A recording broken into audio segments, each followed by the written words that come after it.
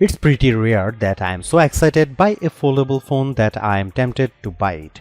This is one of those times. The Galaxy Z Fold 7 is not yet another iterative upgrade. It is a huge leap forward in terms of design. It's so thin and light. I was shocked every time I picked it up for the first week of using the phone. You are no longer being penalized for wanting a phone and tablet in one device. In fact, the Fold 7 is lighter than both the iPhone 16 Pro Max and Galaxy S25 Ultra, and also thinner than both of those phones when open. That's pretty freaking amazing for a foldable with a enormous 8-inch display on the inside, a 6.5-inch screen on the outside, and a powerful new 200 megapixel camera.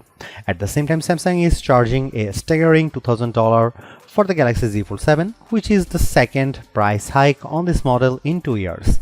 And the phone maker made some sacrifices to get he fold this thin. Bye bye S Pen.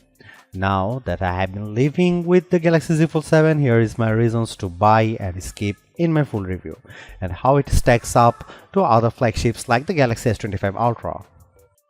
Who is this for?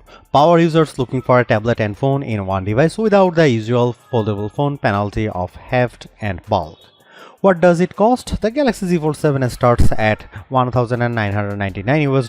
That's a $100 price hike over the Galaxy Z Fold 6 in the US. What do I like? The amazingly thin and light design, the larger displays, more advanced 200 megapixel camera, and the seamless integration of Gemini Live AI. What do I not like? Other than the sticker shock of that price, the unsightly punch hole camera on the main display, and the just okay battery life, some may miss the S Pen.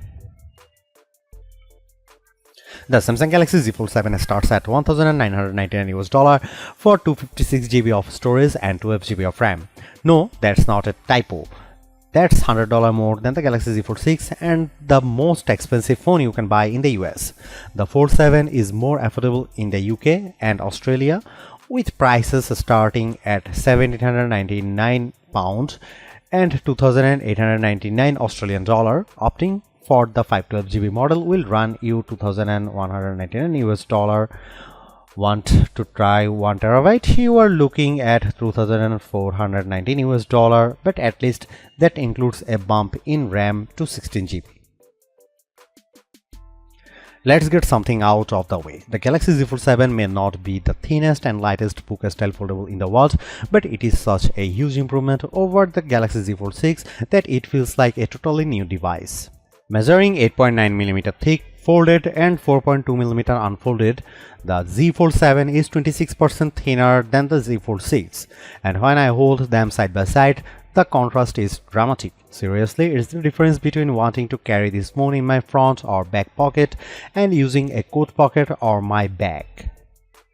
For those scoring at home, the Honor Magic B5 is reportedly 8.8mm thin when closed and 4.1mm when open, but that's not a phone that's available for sale in the US.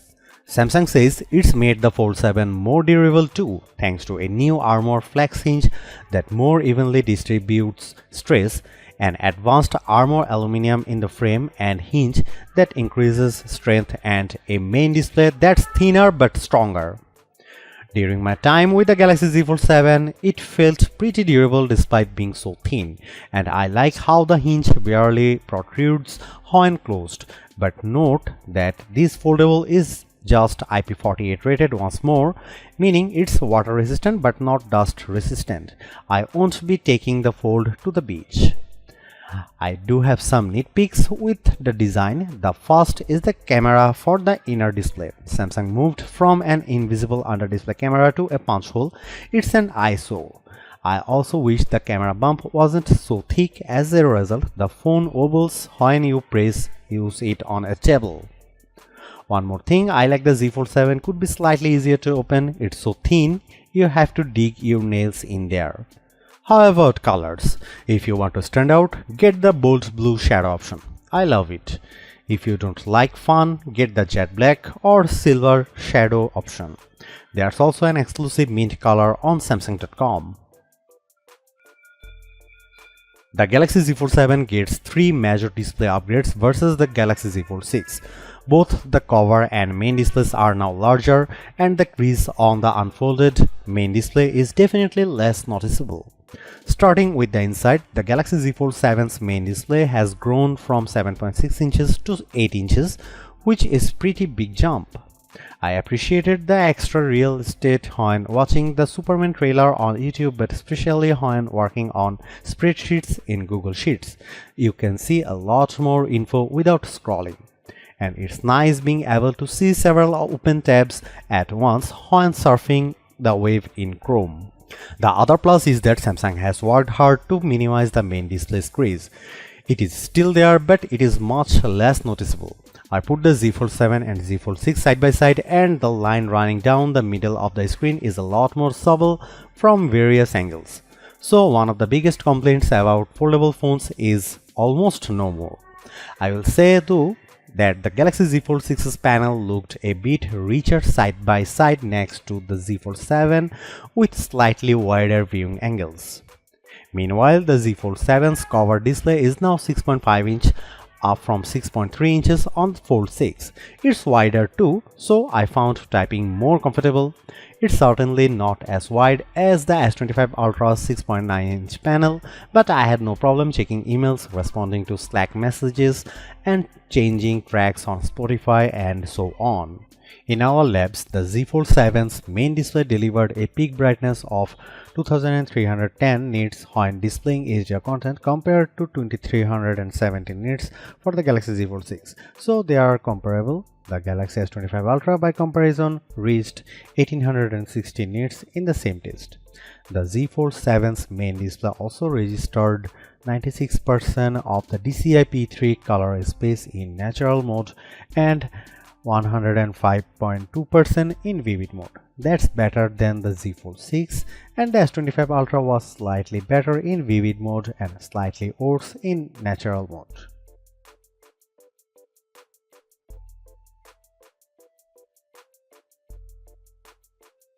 The large camera lamp on the back holds the 200 megapixel main, 12 megapixel ultra wide, and 10 megapixel 3x telephoto cameras.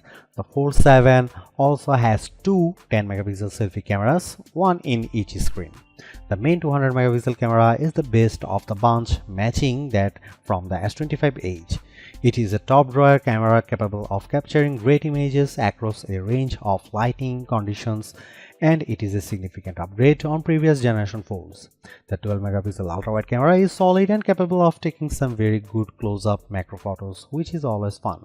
The 3x telephoto camera is equally good, producing great portraits, but it gets a bit soft and grainy indoors and can't match the 5x zooms on top slab phones. The selfie cameras are a similar story, with great detail in good light that quickly becomes a bit grainy indoors. You can shoot selfies with the main camera using the outside screen as a viewfinder when the phone is open, which produces much better results. The camera app has plenty of modes, is straightforward to use, and shoots equally solid video. Overall, the Fold 7 has a great camera system that is not a significant downgrade on flagship slab phones, which is thoroughly impressive. Here are some camera samples of the new Samsung Galaxy Z Fold 7.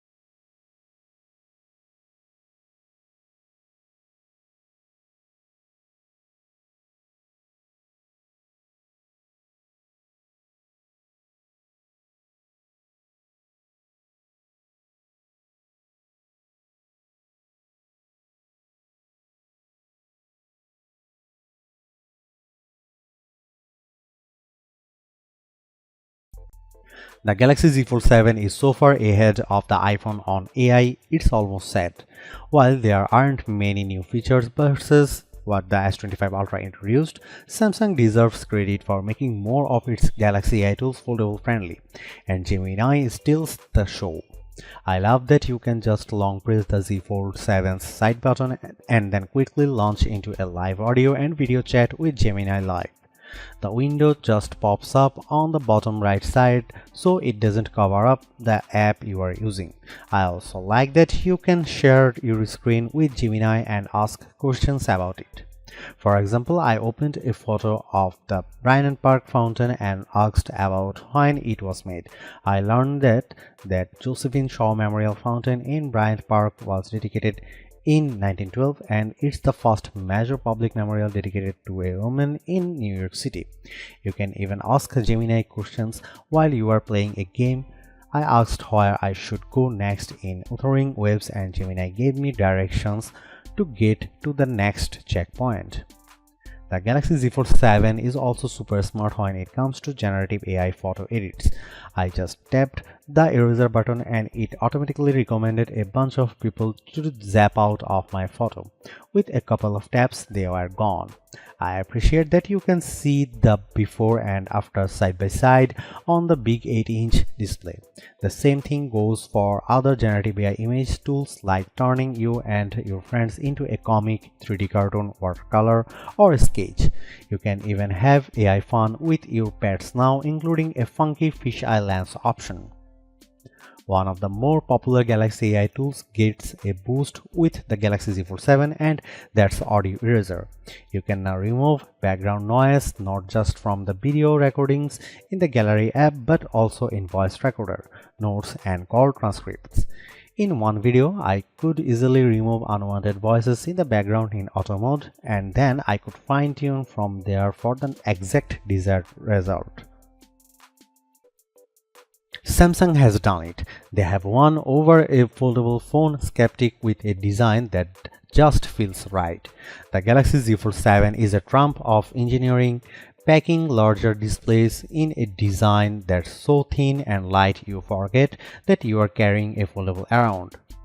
You get two vibrant screens in one device, awesome multitasking power and a flagship-grade camera system. And the AI features really shine on this bigger canvas, especially Gemini Live screen sharing. So what's the problem? The $2000 price is super steep and I wish Samsung found a way to pack in a larger battery. I personally can live without the S Pen, though creatively inclined users may be peeved, and I really don't mind the punch hole camera. The megapixel upgrade makes up for it. I think the Galaxy S25 Ultra is better option if you want longer battery life, even better cameras and S Pen support for hundreds less. But if you are even thinking about splurging for a foldable, you will be more than happy with the Galaxy Z Fold 7. It's the best foldable phone you can buy in the US and maybe the world. It finally feels like the future we were promised is here.